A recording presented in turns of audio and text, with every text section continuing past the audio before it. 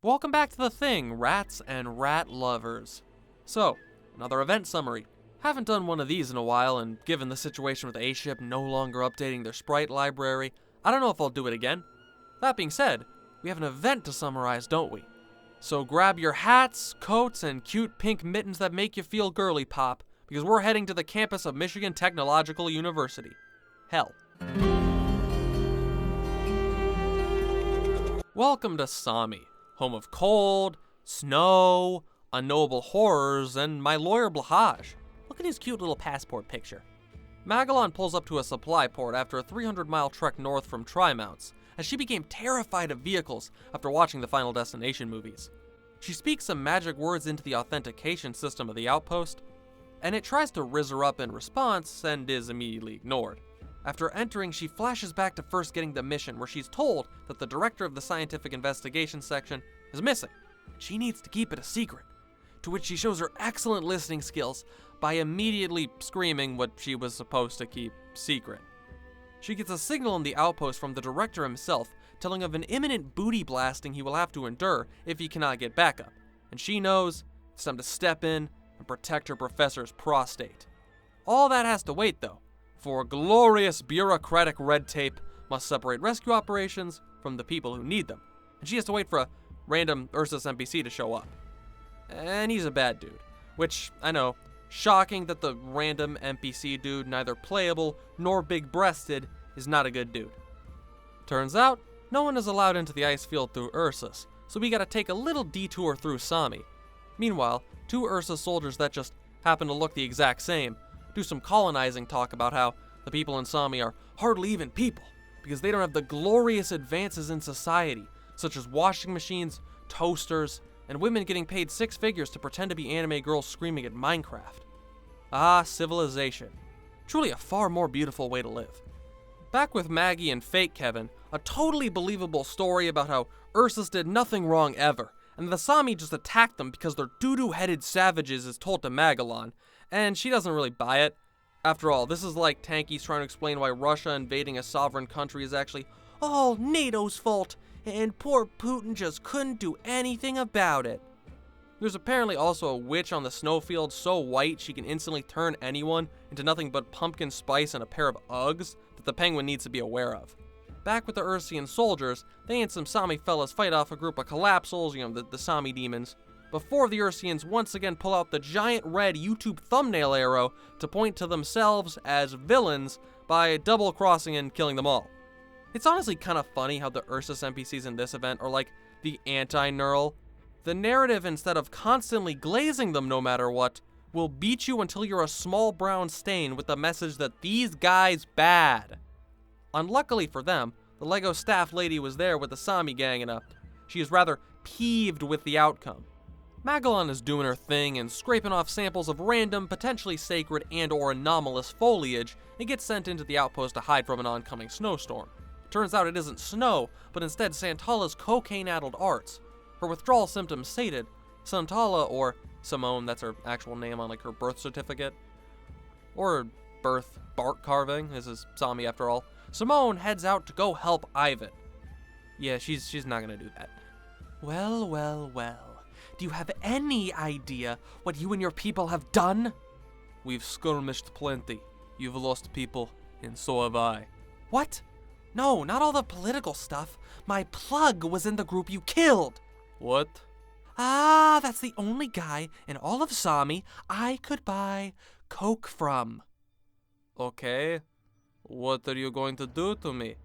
As a snow priest, I can ask the spirits. What do you think, spirits? No more coke. Okay. Let's kill this guy, Santala. Let's beat him to death with hammers. I'm back. Oh, hey, Simone. Where's Mr. Ivan? Him? Well, I just helped him find his destined path. Wait, so you, killed him? What? No. I just helped him retire. So you killed him? No. I just helped him to be forever at peace. Okay, but when you do that intonation with your voice, it really sounds like you murdered him. Of course not. I just took him to an upstate farm. All right, that one definitely just means you killed him. Simone talks to a tree like the cheap knockoff of Moo she is, and Magallan tells her that she might have taken some samples of the holy and dying tree. This will be a running theme for Magallan, as she will take samples of literally anything, regardless of whether or not common sense should tell her she should or shouldn't. Either way, they settle in for the night, and we can set off to meet the character that creates one of the best 1-2 dynamics in all of Arknights. Upon opening up our second ZZZ standard banner single pull, Happy Feet and this weird fucking cat are stuck out in a blizzard. However, after taking several too many Benadryl tablets, Magallan starts hearing voices and seeing shadow people resembling the director of her Rhine Lab section, but turns out this is instead the first instance of Sami's trademarked generic analog horror entity encounters, and it goes a little something like this. Hello, and welcome to your first day on the job at... You will be tasked with gathering data in the ice fields of Sami on the cutting edge of scientific research. This tape contains helpful questions for you to understand how to navigate situations within this foreign landscape. What to do if a blizzard is approaching? Look to find shelter. What do you do if you hear and see people you know couldn't be there? Don't listen. Don't look. Don't speak. If you do any of these 3 things for an extended period, you will never be seen again. Anyways, back to the bad summary and worse comedy. Typhon saves Magallan from the many shadow people she saw, as it turns out it wasn't an overdose on allergy medication, but instead horrors beyond comprehension, so I guess that's okay then. They keep trudging along the mountain until they run into a legion of natives who are not too fond of Outlanders. And Typhon. Please, we will keep watch of the Southerner and ensure nothing bad happens to her. There's a group of at least 15 out there, and I'm sure you can't turn your back on so many. Nuh-uh. What? Fuck you mean, nuh-uh? Magallan starts trying to make her case, but she uses the wrong truth bullet and immediately, despite no one thinking she was guilty of anything, is convicted of the big bad. After running away from a hail of arrows from the same guy copy and pasted 30 times, Magallan apologizes for always waffling without thinking. Guys, I'm sorry. I just can't stop talking even before I think. Yeah, I can see that. Simone, where'd you find this goon anyways? Hey, I don't goon.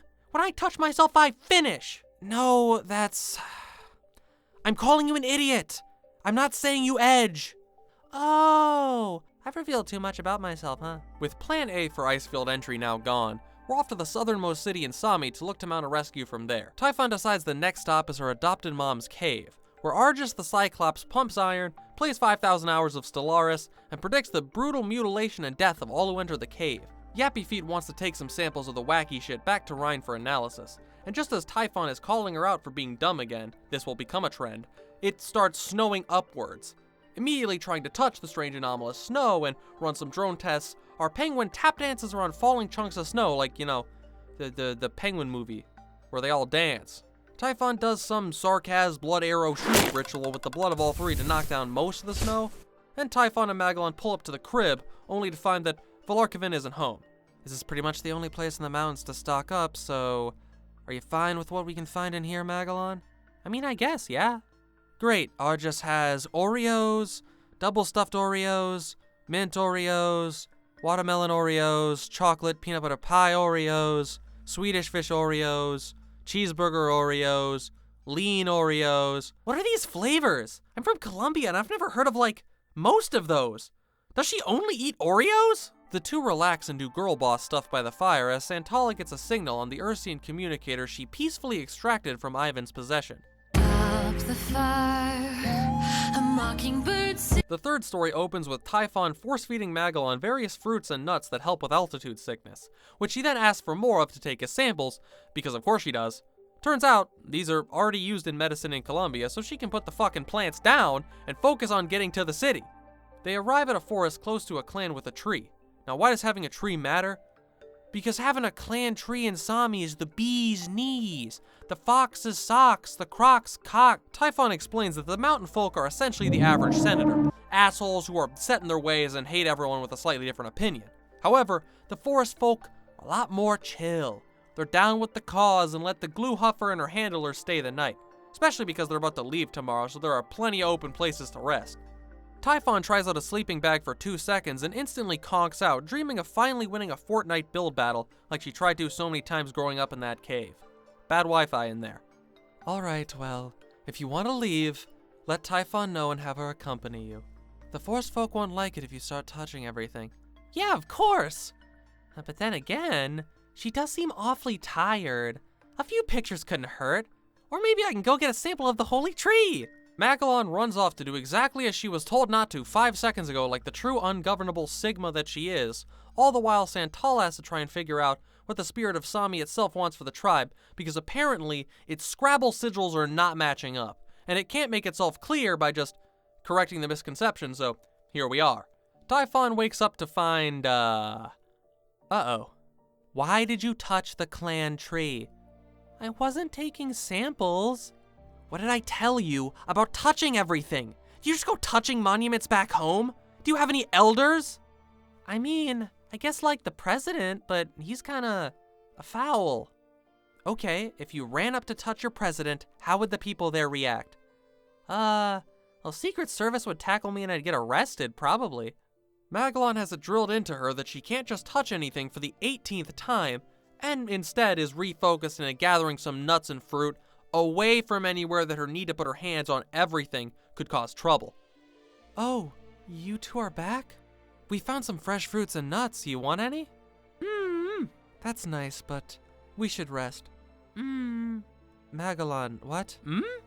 Typhon, what did she eat, and why is she pointing at her jaw? She saw nuts, asked if they were poisonous, and they're not, but as I'm telling her you can't talk after eating them, she just stuffs them all in her mouth and goes, oh, so it's like mewing. Magallan dreams that night about being a squirrel, and before she can be brutally disemboweled by various forest creatures, she wakes up in a cold sweat. Turns out the NyQuil she took before bed was from Simone's personal stash, and had a little something extra in it to try and distract her from her crippling crack withdrawals, now that she no longer has a plug to get more from. Whatever was in there seems to still be affecting her, as a shadow entity is returned and funnily enough cannot be caught on camera. And as it's about to touch her, Typhon jumps down and scares the living shit out of Magallan, which I mean, bit rude, innit? Typhon apparently gets the dream Magallan had whenever she sleeps somewhere comfortably, so that's tough. But hey, at least the shadow creature isn't dangerous this time. They touch the shadow and have a nice ladies' night of communing with the unknowable horrors of the universe. Magallan wants to study it, and Typhon tells her maybe there isn't a reason it exists, like why their parents gave birth to them specifically. But like, we know why that happened. A sperm beat the other sperm, it got in the egg, which starts the process towards you. It's not really a mystery. They talk about confronting your fear head-on and not running away and remaining afraid forever, which is a pretty nice message. And our intrepid explorer turns around to take one more picture of the creature. I'll call it Mr. Zero Bitches No Aura Incel Shadow. Hey yo, what the fuck, man? Come the next day, the Sami bust out the New Zealand rugby pregame chants and dancing before they leave their tree for another. The ceremony is full of fanfare and pretty long. It would appear that we will be able to find a new home, even if it must be by some miracle. Would the miracle be you talking any faster? My god, I'm falling asleep over here. Typhon brings her a snowball that is apparently the mother's love, and much like a jungler, all in Sami have never truly experienced it. Magallan accepts the ball and gives Typhon a SoundCloud rapper name and a flare for use on a future hunt. The shaman leading the ceremony drops some heater bars, and once she's reached the Daddy Shark section of the Coco Melon video, the tree lifts off the fucking ground. This tree species will now attempt to migrate south, carrying those who pulled it from the ground on its back. Apparently, Santal has been taking that testosterone as she's able to imitate the voice of Ivan, who is totally fine and in a better place right now, as she attempts to get the locations of various Ursians and something called the Black Mark, which doesn't seem foreboding at all. With that settled, they all prep to start traveling again. Who's the liar? Maybe you're... The story opens with Magallan being herself and truly not allowing anyone to interfere with her individuality, which I can respect. Oh, mushrooms! And they're shooting out so many spores when I grab them. Wait, don't! Well, what did we learn? Again. Take off the fucking rebreather. Don't touch everything. They're reaching an area where they need a sacrifice, and as appealing as it may be to Typhon at this point, that's not going to be the penguin. They spread some hardtack on the ground, and a random kid in the woods comes up and tries to hit on them. He was apparently left by his absentee father, mentor out in the woods to embrace Sami. He may not be embracing much, but here's his chance to at least try and embrace some bitches. So he volunteers to guide the three through the forest, all while dropping some of his finest pickup lines he got on alpha male TikTok. Are we being watched? I mean, yeah, it's a forest, lots of predators. Might as well hunt one for dinner. Good thinking, I'm a bit hungry. Oh, if you're hungry, I've got something you could snack on. Oh, really? Like berries or something? You could call them berries, although they're attached to it, and by it, well, let's just say, my peanuts. Dude, has this ever worked for you? I'm genuinely curious as to why you would say that. With Oak Cup being cooked and fumbling his chance for Pangussi, Typhon uses balls of wind to scare away some of the aforementioned predators. Oak Boy finds a treehouse for them to sleep in, where Magallan starts asking her game theory lore questions and the Cup Boy tries to make his move. I understand, Miss Magallan, that you aren't interested in me, but do you think the hunter would enjoy some of my hog? What, do you hurt animals? Ha ha! Oh no, this hog is very feral.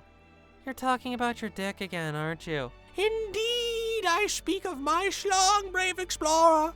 What would that hunting temptress think of it? I'd either laugh at the size of it or vomit at the sight of it. Now, are we eating dinner or not? Typhon has become an avid flare enjoyer and must yell at Yap and Flap one more time for wanting to start a campfire, even after the whole "there are predators everywhere" speech from earlier. Magallan dreams of not being a squirrel, but this time an actual penguin, and sleeps next to the creature that found it hungry. Meanwhile, an Emperor's Blade who's been corrupted by the live, laugh, love demons in his helmet shambles around like a Five Nights at Freddy's cutscene.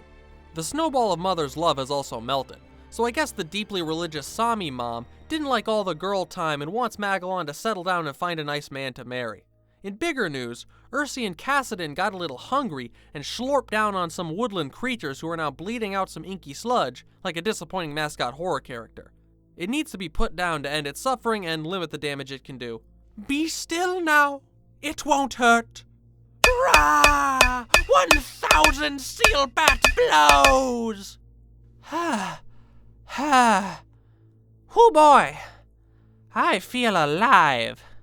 After finishing off the injured mother, the Cup Cadet stays in the forest with the baby until his mentor comes back, and the other three continue their bizarre adventure to the city.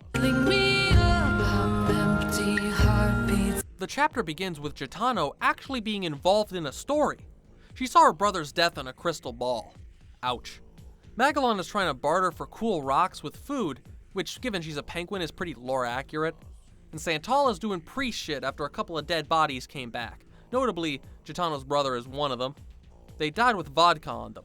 Ursian vodka to be specific. Therefore, Santala concludes they were killed by a group of Ursians. Awfully presumptuous, but hey, we'll roll with it. We get some info about how snow priests actually come about from Typhon. It's mostly through Big Daddy Samavillain deciding based on vibes. So basically if Master Oogway was the god of a nation. But at the moment, Magallan is not receiving those vibes, but instead, dastardly bad vibes. Gitano gets tired of being harassed about leaving, and Simone is chasing down the heinous 4'10" Ursian man and his caravan of evildoers.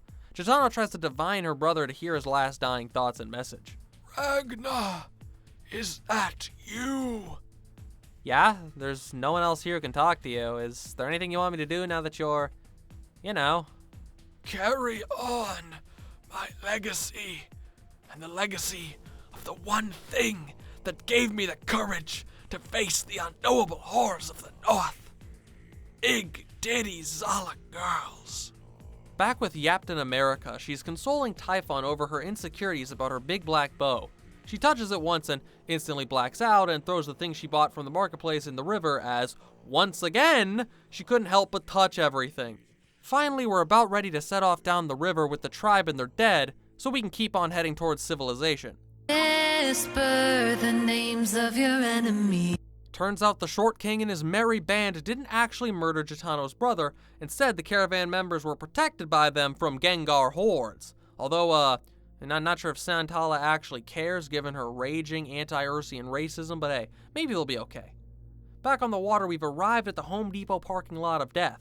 And Maggie can't remember anything from back during lunch because she stuffed her face with so much. They may be in the sacred waters of this tribe's dead, but progress stops for no one, and the penguin has science to do, dropping a beacon which then disappears out of nowhere. Oh no. What's happening? The marsh is trying to drag us under. You know, you'd think there'd be signs, or maybe people who've experienced this before if this river's been used for the dead before. They don't do signs in Sami. To quote a snow priest, I don't care if your trash dogwater fucking kid died. It's a skill issue. Should've just been stronger. Santala also didn't actually murder the Ursians she encountered immediately, so you know what? That's improvement. The sensitivity training is working and her racism is being controlled. Back on the water, Typhon is shooting arrows into the water, and the black goo from all the soldiers being buried nearby has corrupted the water, and now it's shaping creatures out of the water to attack, so it's some seriously crazy shit. Typhon starts making a montage sniping down these spirits, and we get to see how cool she looks when she's drawn by someone who can actually draw faces. Santala makes her way back and tries to freeze the river to stop the Bash Bros, but they're back from the dead, and they're gonna smash some shit. The epic boat chase continues, and slowly but surely, the number of dudes crashes down, much like how I hope housing prices will. Now, while all this fighting is happening, let's play a little game of what does our yapper do now? Does she A, keep rowing, B, ask for directions to try and send out drones while moving, C, keep the boat steady, or D, ignore what everyone told her 18 times about not turning around and turn around? Did you guess A?